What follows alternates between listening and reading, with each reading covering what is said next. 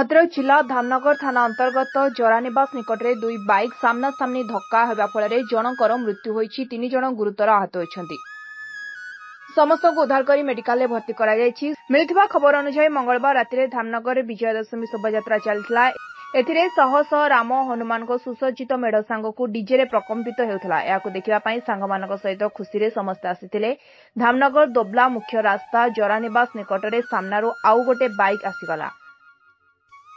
धक्का हेबा फଳରେ उभय गाड़ी समेत बाइक आरोही छिटिकी पड़िथिले। फଳରେ घटनास्थल जनकर मृत्यु होइथिला। अन्य 3 जन गुरुतर अवस्था कटक स्थानांतर होइछन्ति। मृत युवक धामनगर थाना मुहाणपड़ा ग्रामर शुभप्रकाश सेठी और 3 जन बाइक आरोही गुरुतर होइछन्ति।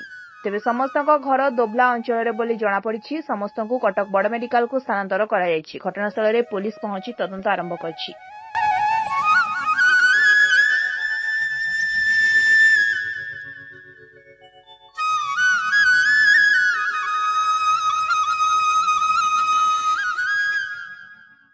धामनगरु प्रदीप महापात्रଙ୍କ रिपोर्ट स्वतंत्र ओडिशा लाइव।